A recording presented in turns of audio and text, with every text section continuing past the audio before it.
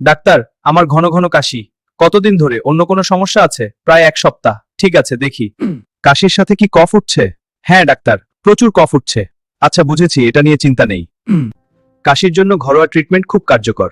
যেমন কি ডাক্তার? মধু আর আদা খান আর গরম ভাপ নিন। বুঝেছি। ডাক্তার, সাধারণ কাশির জন্য কি কি ওষুধ খাওয়া যায়? কাশি সাধারণ লফজেন্স আর প্যারাসিটামল খেতে পারেন, তবে বিশ্রাম আর পানি বেশি করে খান। ডাক্তার, যদি না কমে? চিন্তা করবেন না, আমরা টেস্ট করব।